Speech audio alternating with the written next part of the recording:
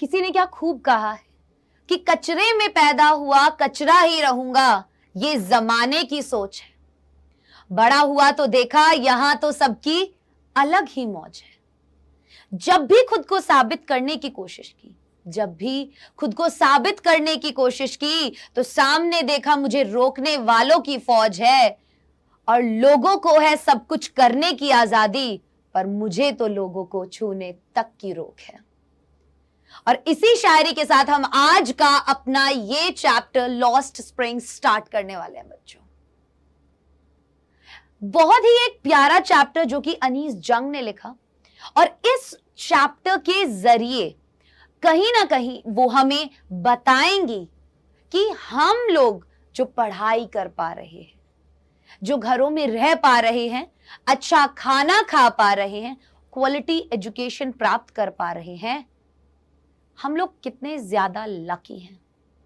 हम लोग सारा दिन अपने आप को कोसते रहते हैं, मैं ऐसी क्यों नहीं दिखती हूं, मैं मोटी क्यों हूं, मैं पतली क्यों नहीं हो जाती हूं, मेरे पास ये वाली गाड़ी क्यों नहीं है, उसके पास ये है, मेरे पास ये क्यों नहीं है।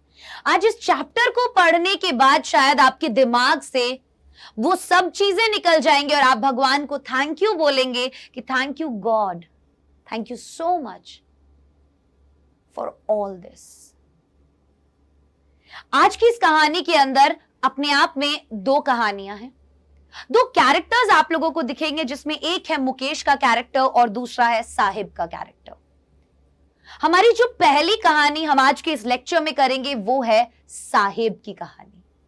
आखिरकार क्या है साहिब की कहानी, कौन है साहिब, क्या वो हमारे जैसा ही कोई है या हमसे अलग है, या सिचुएशंस ने उसे अलग बना दिया है। बहुत सारी अनदेखी अनसुनी बातें, बहुत सारे अनदेखे अनसुने एक्सपीरियंसेस आज इस चैप्टर के जरिए हम सीखेंगे।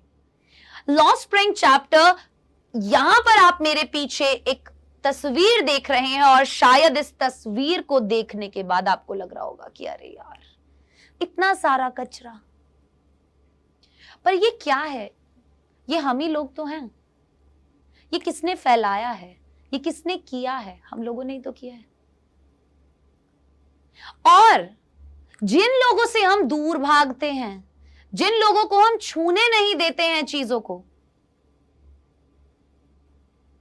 वो लोग हमारा ये कचरा साफ करते हैं। वो लोग एक्चुअल में कहीं ना कहीं हमें क्या करते हैं, वो लोग एक्चुअल में कहीं ना कहीं हम जिन सिचुएशंस में रह रहे हैं, साफ सुथरे रह रहे हैं, अच्छे एनवायरनमेंट में रह पा रहे हैं, इनकी वजह से ही तो रह पा रहे हैं। ये अपनी जिंदगियों को खत्म कर करके हमारे लिए हमारा एरिया साफ कर रहे हैं। आप यहां पर एक तस्वीर देख सकते हैं और यहां पर एक छोटा सा बच्चा देख सकते हैं, शायद वो इस कूड़े के ढेर में अच्छे से दिख भी नहीं रहा है और वो यहां पर कुछ ढूंढ रहा है। मान लीजिए ये बच्चा कौन है, मान लीजिए ये बच्चा मुकेश है। आज की इस कहानी के अंदर इंग्लिश का ये आपका क्लास है, फर्स्ट क्लास है, फर्स्ट सेशन है मेरे साथ। एंड दो कहानियां, जैसे मैंने आपको बोला कि एक कहानी के अंदर sometimes I find a rupee in the garbage and I want to drive a car, ये दो कहानियां हम पढ़ेंगे। ये जो गार्बेज वाली कहानी है ये आज की क्लास के अंदर होगी, जिसमें बात होगी मुकेश साहिब की। मुकेश हमारा कार ड्राइवर वाला है, ठीक है। अब क्या क्या चीजें होंगी जो हम इस चैप्टर के अंदर पढ़ने वाले हैं। सबसे पहली चीज मैं आपको चैप्टर के बारे में बताना चाहूंगी, क्योंकि चैप्टर के बारे में चैप्टर पढ़ने से पहले जानना बहुत ज्यादा जरूरी होता है। तो आखिरकार किन चीजों की बात की गई है इस चैप्टर के अंदर, आइए देखते हैं। The story Lost Spring deals with the deplorable condition of poor children who get forced to miss the simple joyful moments of childhood because of their socio economic condition. कहने का एक सिंपल सा मतलब यह है कि जो कहानी है लॉस्ट स्प्रिंग, मैं अभी इसके टाइटल का सिग्निफिकेंस भी आप लोगों को बताऊंगी। ये जो कहानी है लॉस्ट स्प्रिंग, ये डील करती है deplorable condition of poor children की, जो बहुत ही बुरी डेप्लोरेबल कंडीशन होती है, एक बहुत ही मतलब आप समझ लो कि बुरे से भी बुरी कंडीशन जो है किनकी, इन गरीब बच्चों की, जिनको जबरदस्ती कहीं ना कहीं काम करवाया जाता है और जबरदस्ती उनकी जिंदगी के अच्छे मोमेंट्स जो हैं, उनके बचपन के, वो उनसे छीन लिए जाते हैं because of their socio economic condition. उनकी जो सामाजिक आर्थिक कंडीशन है, सोशियो इकोनॉमिक कंडीशन है, उसकी वजह से उनसे उनके बचपन को छीन लिया कहीं ना कहीं गया है। They are meant to learn, not to earn. कुछ सीखने वाली उनकी उम्र है, ना कि कुछ कमाने वाली। These children are not given opportunity of schooling, ना इन लोगों को स्कूलिंग की अपॉर्चुनिटी मिली है, and are compelled to start working early in life, और कहीं ना कहीं कंपेल, मजबूर कर दिया गया है उन लोगों को कि इतनी छोटी उम्र में उन्हें काम करना पड़ रहा है। The author Anees Jung strives hard to advocate elimination. Author Anees Jung, हमारी जो ऑथर अनीस जंग है, स्ट्राइव्स हार्ड, ये कड़ी तरीके से एक जोर डाल रही है किस चीज के ऊपर, टू एडवोकेट, एडवोकेट मतलब ये वकालत कर रही है, किस चीज की वकालत कर रही है, elimination of child labour through her book. उनकी ये जो किताब है स्टोरीज ऑफ स्टोलन चाइल्डहुड, इसमें ऐसी बहुत सारी कहानियां हैं। वो देश में अलग अलग जगह घूमी और वहां पर अलग अलग जगह पर जो ये गरीब बच्चे हैं और जो काम कर रहे हैं, जो चाइल्ड लेबर है, उन कहानियों को शेयर किया। एंड एक्चुअल में she is trying to eliminate this thing from society. वो क्या कोशिश कर रही है कि ये जो चीज है समाज से बिल्कुल खत्म कर दी जाए, और ये वकालत कर रही है इस चीज की, साथ दे रही है मतलब इस चीज का। ओके, चलिए, सो बैकग्राउंड क्या है लॉस्ट स्प्रिंग का अगर हम जाने, poverty is considered a legacy. आप इस चैप्टर के जरिए ये जानेंगे कि कैसे पॉवर्टी जो है इन लोगों ने, मतलब अगर आप इन गरीब लोगों के बीच में जो ये काम सब करते हैं, इनके बीच में अगर जाएंगे और आप इनसे बात करेंगे, जो कि अनीस जंग ने की, मैं अभी कहानी जब शुरू करूंगी, अभी बैकग्राउंड स्टोरी बता रही हूं, तो तब उन्हें पता चला कि यार एक्चुअल में कहीं ना कहीं इन लोगों ने इस गरीबी को अपनी विरासत मान लिया है, लेगेसी मान लिया है, अपनी हेरिटेज मान लिया है, right. And grinding poverty in India, दूसरी चीज ग्राइंडिंग पॉवर्टी मतलब एक इस तरीके की गरीबी जिससे आप कभी भी बाहर नहीं निकल सकते, लगातार आप उसके अंदर एक्सप्लॉइट हो रहे हैं, पिस रहे हैं। एक्सपोजेस दी अंडरबेली, अंडरबेली मतलब होता है वीकनेस किसी भी ऑर्गेनाइजेशन की, कहने का मतलब कोई भी कमजोर भाग। तो ये जो चैप्टर है, इस चैप्टर के जरिए जो दोनों कहानियां हैं वो हमें कहीं ना कहीं इंडिया की जो इकोनॉमिक प्रोग्रेस है, वो हमारा एक कितना कमजोर भाग है हमारे देश का, उसको भी सामने लाकर खड़ा करता है। यहां तक सब कुछ क्लियर हुआ। अब बैकग्राउंड के अंदर बेरहमी भी दिखाई गई है, मतलब कि कहने की बात है कि इस सोसाइटी के अंदर कैसे पॉलिटिकल क्लास और कैसे हमारा जो समाज है वो बेरहम है इन लोगों के प्रति। ये जितने भी लोग हैं, जैसे बैंगल मेकिंग की, सॉरी क्या हो गया, या जैसे बैंगल मेकिंग की अगर बात की जाए, ठीक है, तो फिरोजाबाद की एक कहानी है जो मुकेश की कहानी है, और सीमापुरी इलाका एक दिखाया गया है जो कि आउटस्कर्ट्स में दिल्ली के, मतलब कि बिल्कुल दिल्ली के बाहर जाके जो पेरिफेरी होता है वहां पर जाकर जो एक पूरा स्लम एरिया है, वहां पर जो लोग रहते हैं उनके बारे में बताया गया, and how society and political class treats these children. इन बच्चों को कैसे वो क्लास ट्रीट करती है, इन बच्चों को कैसे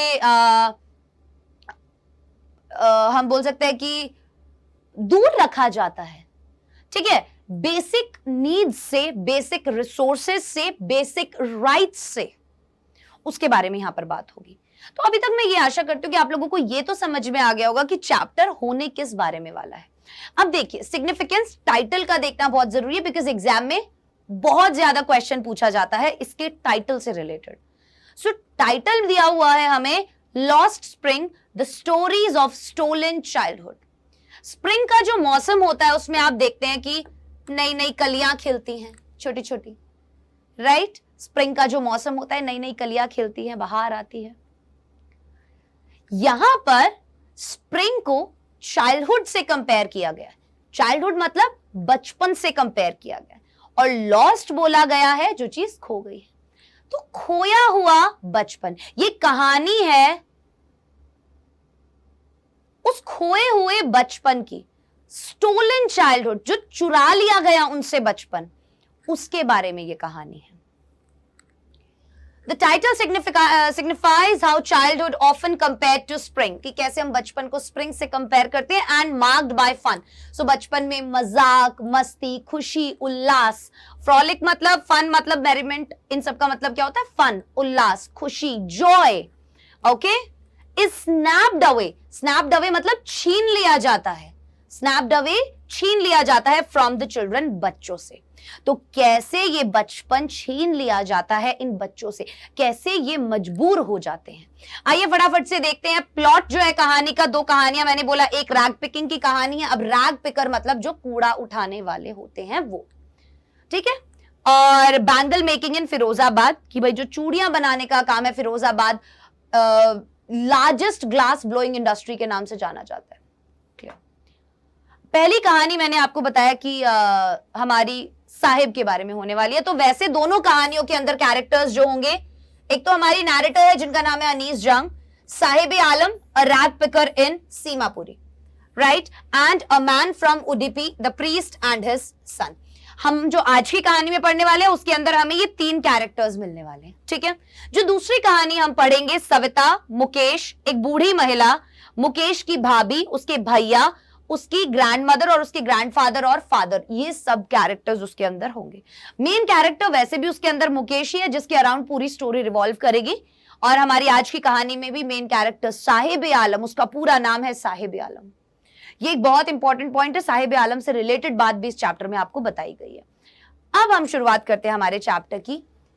जब चैप्टर की शुरुआत होती है तो हमारी जो अनीस जंग है वो देखती हैं, मतलब काफी टाइम से वो जहां रह रही होती है, रोज सुबह वो देखते हैं कि कुछ बच्चे आते हैं, गैंग आता है, एक आर्मी आती है, और इन आर्मी को बोला गया है नंगे पैर आती है ये आर्मी, ठीक है। ये जो आर्मी आती है, आर्मी आने का मतलब है ये जो बच्चे सुबह सुबह चारों तरफ वहां दिखाई देते हैं, ये नंगे पैर होते हैं। और ये बच्चे अक्सर मॉर्निंग बर्ड्स की तरह, मॉर्निंग बर्ड्स बोले गए हैं इनको, कि सुबह सुबह पक्षी होते हैं ना, केवल सुबह सुबह दिखाई देते हैं एंड दोपहर होते होते ये सब गायब हो जाते हैं। ये रैग पिकर्स भी, ये छोटे छोटे बच्चे भी अपने कंधे पर झोला लेकर सुबह सुबह दिखाई देते हैं और दोपहर होते होते तक गायब हो जाते हैं। बोला गया है कि ये सभी बच्चे बिल्कुल नंगे पैर रहते हैं। रोजाना अनीस जंग इनको देखती और दोपहर होते होते तक ये गायब हो जाते। अब अनीस जंग जो हैं वो एक दिन इन बच्चों से बात करती हैं, राइट। ये बच्चे आखिरकार सबसे पहले हमें बताना होगा हैं कौन। ये बच्चे हैं बांग्लादेश में ढाका से आए हुए रिफ्यूजीज, शरणार्थी। ढाका में अक्सर बहुत ज्यादा बारिश के कारण फ्लड आता है, जिसकी वजह से इन सभी लोगों के घर, खेत, खलियान सब कुछ तबाह हो जाते हैं और वहां पर इनके पास कमाने खाने के लिए कुछ भी नहीं बचता। तो 1971 में सीमापुरी का जो इलाका है दिल्ली के अंदर, वो 10,000 रैग पिकर्स का घर बना। कितने रैग पिकर्स का घर बना? 10,000 रैग पिकर्स का घर बना, जिसमें ज्यादातर बांग्लादेशी रिफ्यूजीज थे जो कि 1971 में आए थे। 1971 में आए थे। आपने देखा बाढ़ की वजह से इन लोगों के घर डूब जाते हैं, वहां कच्चे घर हैं, इन लोगों की हालत काफी ज्यादा खराब हो जाती है। सीमापुरी जो है दिल्ली में, उसके अंदर 10,000 से ज्यादा, ये टर्म याद रखना, कितने ज्यादा, 10,000 से भी ज्यादा रैग पिकर्स जो है वो इस इलाके में रह रहे हैं। क्लियर। अब वो मिलती है साहिब से, जो कि एक रैग पिकर है, who scrounges for gold in the garbage dumps. कब मिलती हैं वो? जो कि कूड़े के ढेर में क्या कर रहा था? कुछ ढूंढ रहा था। कूड़े के ढेर में क्या कर रहा था? कुछ ढूंढ रहा था। क्या ढूंढ रहा था? कूड़े के ढेर में कोई क्या ढूंढ सकता है? आप क्या ढूंढ सकते हैं? मैं क्या ढूंढ सकती हूँ? हमारी कोई चीज गुम जाए तो बेशक हम फिर भी ढूंढ लेंगे, राइट। पर क्या आप जल्दी से कूड़े में हाथ डालते हैं कुछ ढूंढने के लिए? नहीं, बहुत कम होता है ऐसा। अब यहां लिखा है scrounges for gold. What is this gold? Gold बेटा यहां पर है वैल्यूएबल थिंग।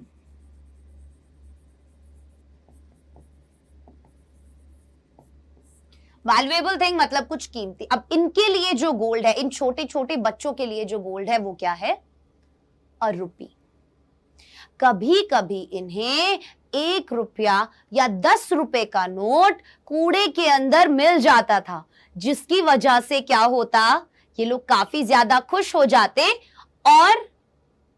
और जल्दी जल्दी ढूंढना शुरू कर देते। हम बहुत सी बार अपनी पुरानी जीन्स निकालते हैं और उसकी पॉकेट्स चेक करते हैं, अगर हमें पैसे मिल जाते हैं तो हम कितना खुश होते हैं। फिर हम सारी पॉकेट्स चेक करते हैं, सारी जीन्स की पॉकेट्स चेक करते हैं या नहीं करते हैं? क्यों करते हैं? इन दैट होप, उस आशा के लिए। कौन सी आशा के लिए? कि शायद हमें और कुछ भी मिल जाए, शायद हमें और कुछ भी मिल जाए। तो जब ये बच्चा कूड़े के ढेर में कुछ ढूंढ रहा था, तब अनीस जंग आके इससे मिलती है, राइट? और उससे पूछती है कि तुम क्या कर रहे हो भाई? तो वो बताता है कि मैं 1 रुपया या 10 रुपया का, मुझे बहुत सी बार इसमें पैसे मिल जाते हैं तो मैं वो ढूंढ रहा हूं। तो ये जो छोटा बच्चा है, इसके लिए कहीं ना कहीं ये जो गार्बेज है, ये वंडर्स से भरी हुई एक चीज है, रैप्ड विद वंडर्स। कहने का मतलब है कि इसे इसमें कभी भी कुछ भी मिल सकता है जिससे ये खुश हो सकता है, राइट? लेकिन जो इसके मदर एंड फादर हैं, जो इनके पेरेंट्स हैं, उनके लिए ये मीन्स ऑफ सर्वाइवल है।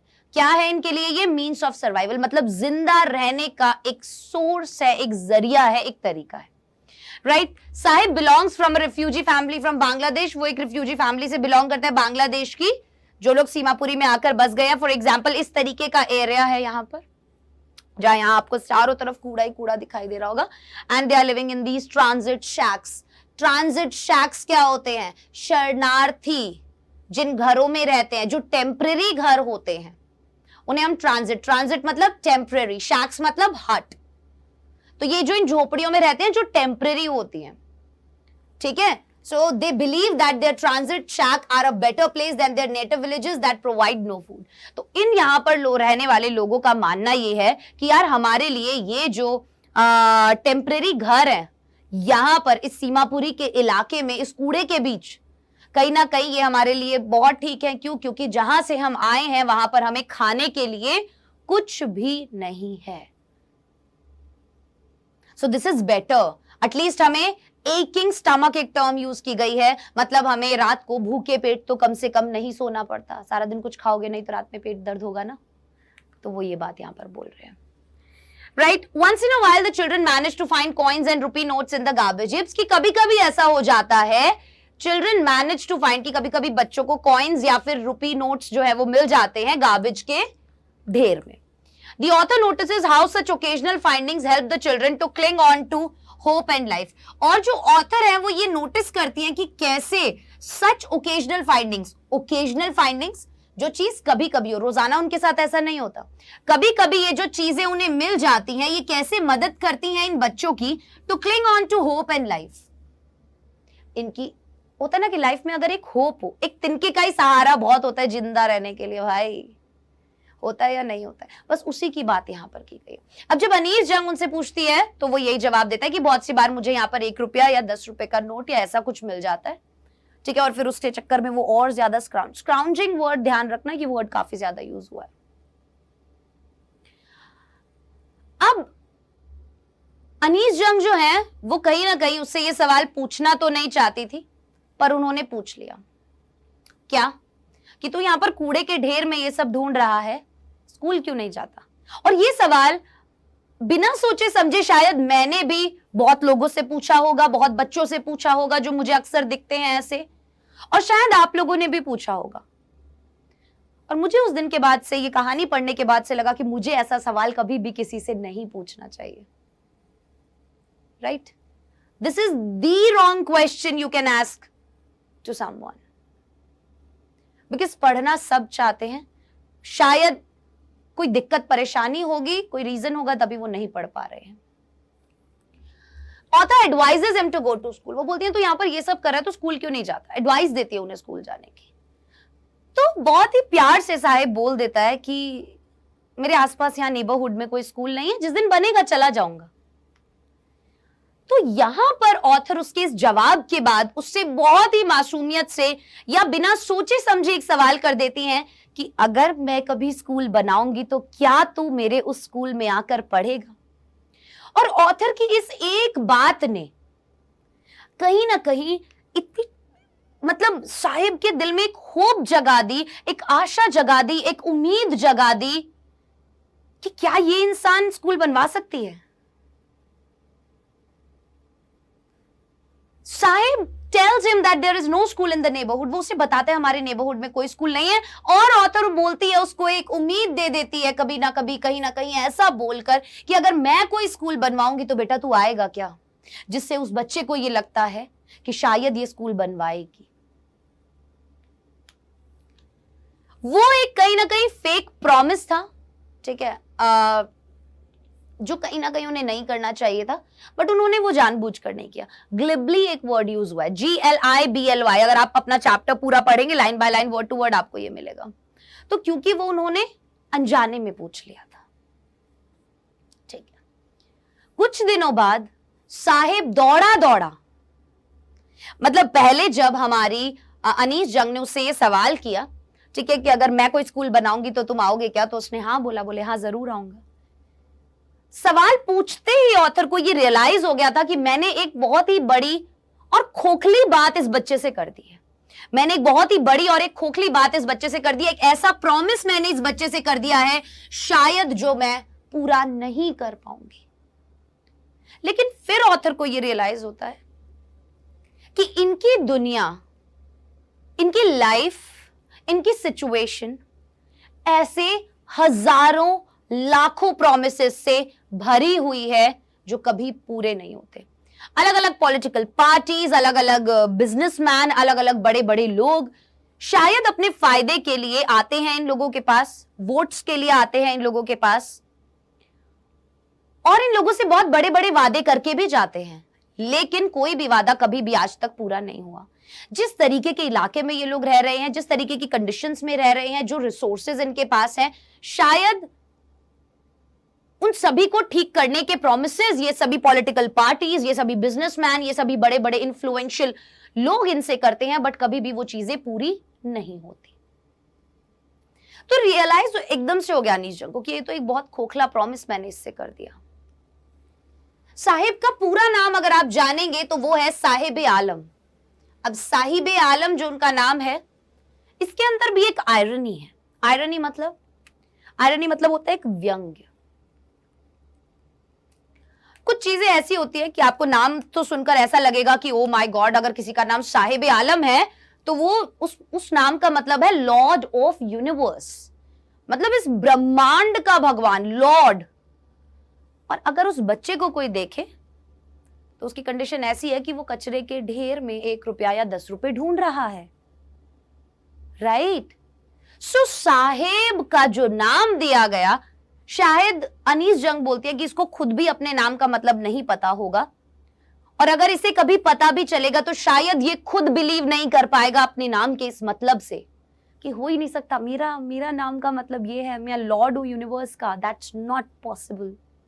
सो दैट्स आयरनी कि नाम ऐसा जिससे आपको एक्सपेक्टेशन कुछ हो but reality is something else, that is irony. But he is a rag picker, लेकिन वो एक रैग पिकर है, हेंस द आयरनी। तो आयरनी यही है, ironical that he roams the street with other rag pickers. ये आयरॉनिकल है, Lord of universe तो गली गली नहीं घूमेगा बाकी रैग पिकर्स के साथ, लेकिन यहां पर साहिब वो काम कर रहा है। सो दैट्स आयरनी कि किसी चीज को देखो तो वो कैसी दिखाई दे बट रियलिटी कुछ और हो, राइट। देखने में कुछ और है बट असलियत जो है वो कुछ और है। अब उन्होंने देखा कि जितने भी ये जो बच्चे थे ये सारे नंगे पैर रहते हैं।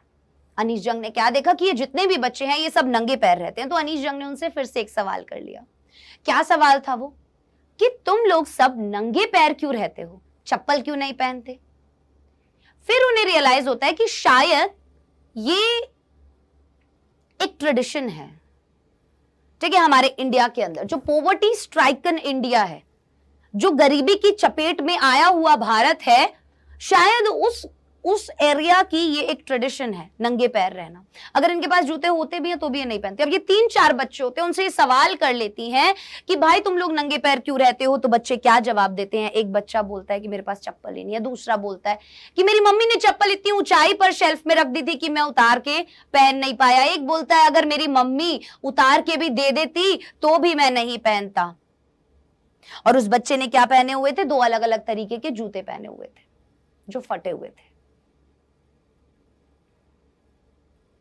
और एक बोलता है मैंने आज तक अपनी जिंदगी में कभी जूते ही नहीं पहने, उसको डिजायर है जूते पहनने की। इस बात पर अनीस जंग को एक कहानी याद आती है आज से 30 या 31 साल पुरानी। और वो कहानी क्या होती है? वो कहानी ये होती है कि उडुपी एक जगह है, उडुपी एक जगह है। ये मैंने आप लोगों को बता दिया कि बेयरफुट रहना, ठीक है, ऑब्जर्व करती हैं वो इस चीज को कि बेयरफुट रहना एक ट्रेडिशन है कहीं ना कहीं, जो गरीबी की चपेट में आया हुआ भारत है उनका। अब उन्हें एक कहानी याद आती है एक प्रीस्ट की, प्रीस्ट के बेटे की, जो नंगे पैर होता है, from a town name Udupi. कौन सी जगह से रिलेटेड? उडुपी से रिलेटेड। आज से 30 साल पहले की यह कहानी है। और वो जो बच्चा होता है रोजाना जब जाता है उस टेंपल के आगे से, जब वो गुजरता है तो वो हमेशा ये प्रे करता है कि उसे एक जोड़ी जूते चाहिए भगवान से, वो हमेशा यही दुआ मांगता है, राइट। जब वो भगवान से बेटा जी ये दुआ मांगता है कि मुझे एक जोड़ी जूते चाहिए, वो रोजाना जाता है वहां पर। 30 साल बाद जब अनीस जंग वहां पर ही जाती हैं, तो वो जो टेंपल होता है उसकी तो हालत काफी ज्यादा खराब होती है। अब वो टेंपल वहां पर नहीं होता, और वो जो बच्चा होता है ना जो रोजाना प्रे करता है, उसके पापा उस टेंपल के अंदर प्रीस्ट होते हैं, मतलब कि पंडित होते हैं। अब 30 साल बाद जब वो वहां जाती हैं तो वो देखते हैं कि वहां पर पूरा टेंपल वगैरह तो सब खत्म हो गया था, बट उसके पीछे एक नया पंडित आके रह रहा था। और वो देखते हैं कि एक छोटा सा बच्चा आता है, उसने ग्रे कलर की यूनिफॉर्म पहनी है और उसके पैरों में जूते हैं। वो हांफता हुआ आता है, एक चारपाई पे अपना बैग फेंकता है, लाल रंग की वहां पर चेयर लगी हुई है, और जब वो उसको देखती हैं तो वहां पर उसके पैरों में जूते होते हैं। तो उन्हें एकदम से वो 30 साल पुराना बच्चा याद आ जाता है जिसने भगवान से प्रार्थना की थी एक जोड़ी जूतों की। तो कहीं ना कहीं समय के साथ साथ पंडित के जो बच्चे हैं उन्होंने तो क्या कर लिया है, जूते पहनना सीख लिया है, या उन्हें तो जूते मिल गए हैं, उन्होंने उस ट्रेडिशन को छोड़ दिया है। क्योंकि ये माना जाता था कि जो पंडित लोग होते थे ये जूते चप्पल नहीं पहनते थे, अगर पहनते भी थे तो खड़ाऊ पहनते थे, जो लकड़ी की चप्पल होती है ना वो पहनते थे। बट अब वो लोग पहनने लग गए हैं। लेकिन ये बोला जा रहा है कि ये जो गरीबी की चपेट में आया हुआ भारत है, इन्होंने इस चीज को एक ट्रेडिशन की तरह चला रखा है अभी भी, और अभी भी ये नंगे पैर ही रहते हैं ज्यादा, चाहे इनके पास पैसे हो चप्पल जूते खरीदने के या नहीं। क्लियर हो गई ये बात? अब यही सब है, ठीक है। उस बच्चे ने ग्रे यूनिफॉर्म पहना था और सॉक्स और शूज पहने हुए थे, बट काफी सारे रैग पिकर्स जो है वो अभी भी शूलेस रहना ही पसंद करते हैं। अब ज्यादातर रिफ्यूजीज, अब देखिए rag pickers living in Seemapuri, हम क्या बात करेंगे अब? उन रैग पिकर्स की बात करेंगे जो सीमापुरी में रह रहे हैं। ज्यादातर जो रिफ्यूजीज थे, शरणार्थी जो थे, जो आए थे बांग्लादेश से 1971 में, सीमापुरी के इलाके में ज्यादातर बांग्लादेश के शरणार्थी ही रह रहे थे 1971 में आए हुए, और ये आके यहां ड्वेल रहने लग गए थे। कहां पर? सीमापुरी में, a place on the periphery of Delhi. और ये जगह कहां है? दिल्ली के बिल्कुल बाहरी इलाके में, ठीक है। तो पेरिफेरी का मतलब आउटस्कर्ट्स, आउटस्कर्ट्स मतलब बिल्कुल बाहरी इलाके में, दिल्ली के बिल्कुल बॉर्डर की तरफ समझ लो। और ड्वेल मतलब रहने वाले। So they dwelling a structure of mud. अब वो रहते किन चीजों में है? मिट्टी के उनके घर हैं जिनके ऊपर टिन की या टारपलिन की छतें हैं, devoid of sewage, drainage and running water. कुछ नहीं है, ना सीवेज की कोई भी मतलब बंदोबस्त है, ना ड्रेनेज का कोई बंदोबस्त है, ऐसे ही पानी वहां पर बह रहा है। मैंने आपको एक तस्वीर भी दिखाई, शायद आपने यहाँ पर अगर देखी होगी, अभी थोड़ी देर पहले ही मैंने एक यहाँ पर तस्वीर दिखाई थी जिसके अंदर आप देख सकते हैं कि यहाँ पर यहीं पर कूड़ा है, यहीं पर ये लोग रह रहे हैं, यहीं पर ये पानी वगैरह भी जो है वो इकट्ठा हो रखा है, राइट। सो ना सीवेज है, ना ड्रेनेज है, ना अच्छा पानी है, बहता हुआ पानी है, ऐसे ही कूड़ा करकट है चारों तरफ। बहुत ही बुरी कंडीशंस में ये लोग रह रहे हैं सीमापुरी के इलाके में। ये जो पिक्चर्स हैं ये सीमापुरी की ही हैं, ठीक है, सीमापुरी इलाके की ही पिक्चर्स है। इधर ही बांग्लादेश के 1971 में आए लोग जो है वो रह रहे हैं और रैग पिकिंग का काम कर रहे हैं। अब हम कहां पर थे? यस, सो ज्यादातर रिफ्यूजीज जो है वो माइग्रेट हुए हैं 1971 में बांग्लादेश से, और ये यहां पर सीमापुरी में रह रहे हैं। उनके घर जो हैं वो मड के बने हुए हैं, मतलब पक्के घर उनके पास अभी भी नहीं है। 1971 में आए थे and still there condition is same, they do not have house. They just have their transit shacks. वही टेम्परेरी घर है उनके पास, वही कच्चे घर है उनके पास अभी भी. Lived here without an identity but with ration cards that enable them to buy grain. This is a very important part of the chapter.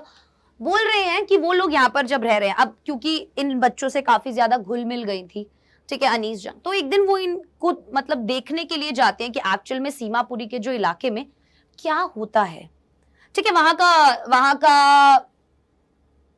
के लोग कैसे हैं, किस तरीके से रह रहे हैं. तो वो जब वहां जाती हैं तो वहां पर देखती हैं कि हालात बहुत ज्यादा खराब है, राइट, कि भाई घर जो है वो कच्चे हैं, न सीवेज है, न ड्रेनेज है, न साफ पीने का पानी है, छतें टपक रही हैं, छोटे छोटे घरों में ही बहुत सारे लोग रह रहे हैं, जानवर भी वहीं रह रहे हैं, वो खुद भी वहीं रह रहे हैं, पूरा ऐसा सब कुछ देखती हैं. अब वो वहां पर कुछ महिलाएं होती हैं, कुछ लेडीज होती हैं जिन्होंने काफी फटी पुरानी साड़ियां पहनी हुई होती हैं, और वो यहां पर उनसे पूछती हैं,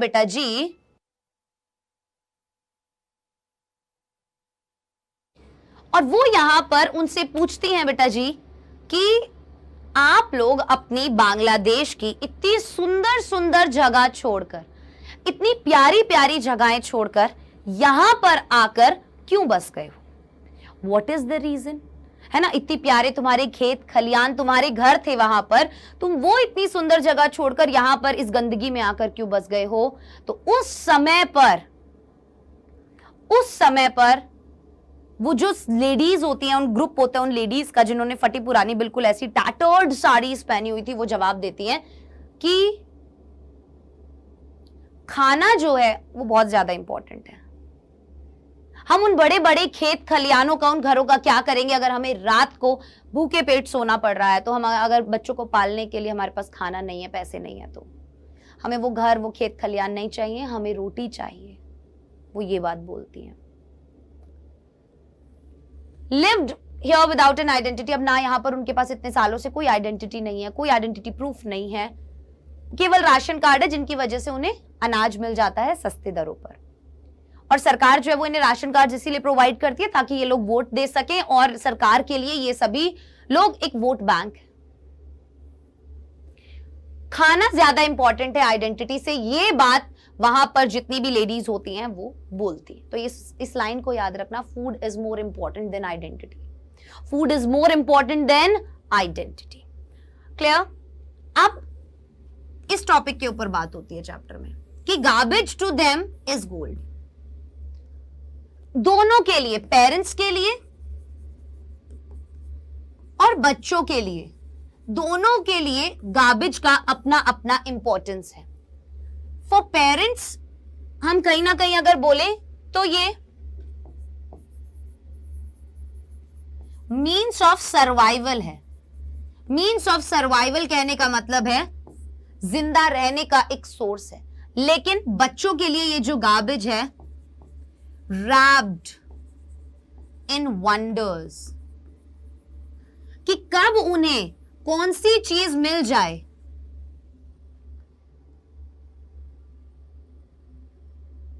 कब उन्हें कौन सी चीज मिल जाए कुछ नहीं कहा जा सकता.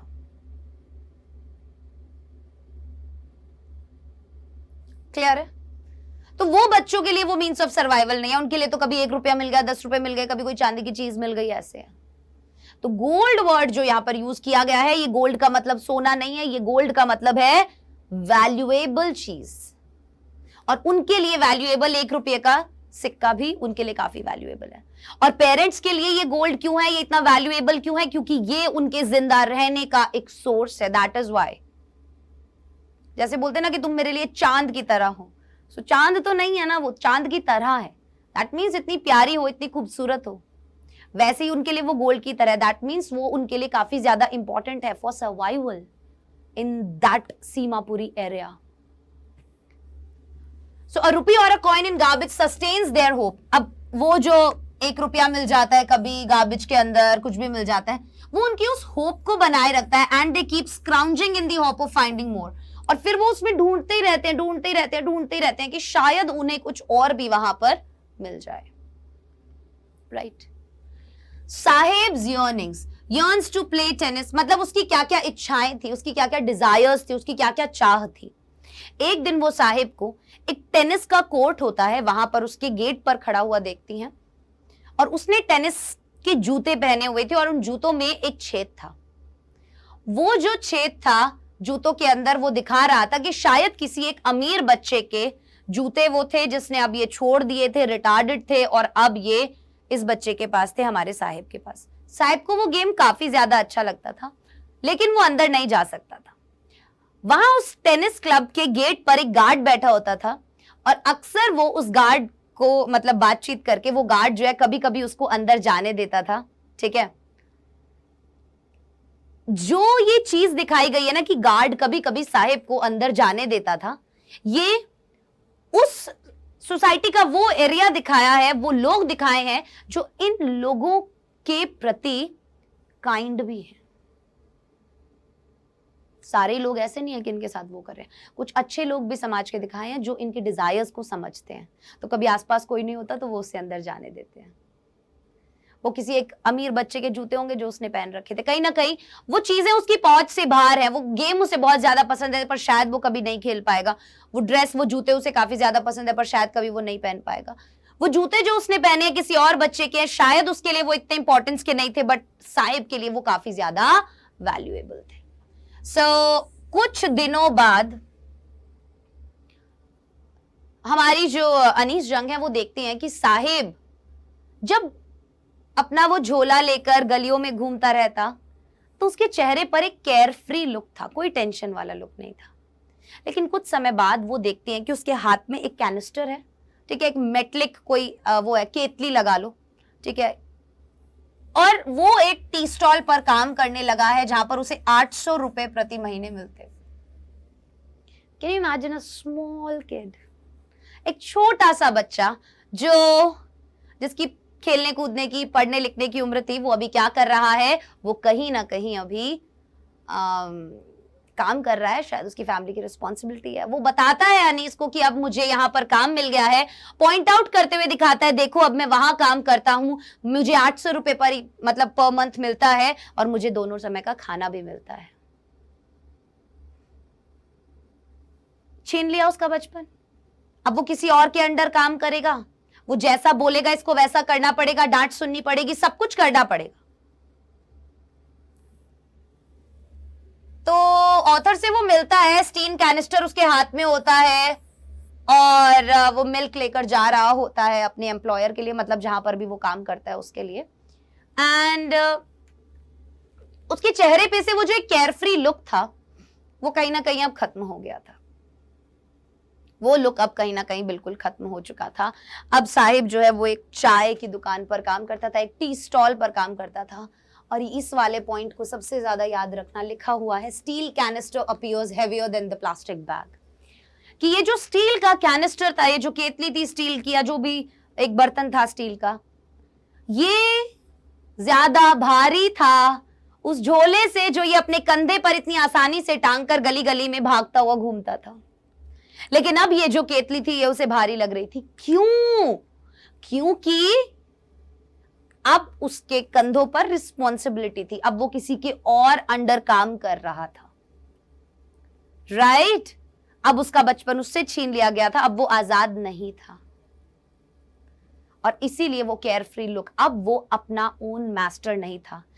ही was no longer his own master. ये लाइन मिलेगी आपको अपनी बुक में। He was no longer his own master. अब ऐसा दिख रहा था उसकी शक्ल से कि वो बर्डन्ड और अनहैप्पी फील कर रहा था। अब वो अपनी लाइफ का ओन मास्टर, मतलब अपनी जिंदगी का मालिक जो हम कह सकते हैं ना, वो नहीं था। And an employee with no freedom, अब वो कहीं ना कहीं एक एम्प्लॉय था जिसके पास कोई भी आजादी नहीं थी। सो ये था हमारा मुकेश का साहिब का, मैं बार बार मुकेश बोल देती हूँ। ये था हमारी साहिब की कहानी and I wish and I hope कि ये कहानी आपको जरूर पसंद आई होगी। आप लोगों की जो भी डाउट्स हो आप लोग कमेंट सेक्शन में कमेंट करके मुझसे पूछ सकते हैं। कोई भी वर्ड जो आपको समझ में ना आया हो, कहानी का कोई भी हिस्सा जो आपको समझ में ना आया हो, प्लस आपको अपनी ये वाली स्टोरी एक बार line by line word to word read जरूर करनी है। स्टोरी को रीड करना एनसीईआरटी से बुक से बहुत ज्यादा इंपॉर्टेंट है, एग्जाम पॉइंट ऑफ व्यू से भी। मैंने आपको प्लॉट वगैरह सब कुछ कहानी का बता दिया है, मीनिंग्स बता दिए हैं। फिर भी आपको कोई डाउट आता है, आप कमेंट सेक्शन में जरूर उस डाउट को लिखिए और मुझे बताइए। आपको बुक में कोई डाउट आता है, आप मुझे बताइए, मैं वो डाउट आपका क्लियर करूंगी।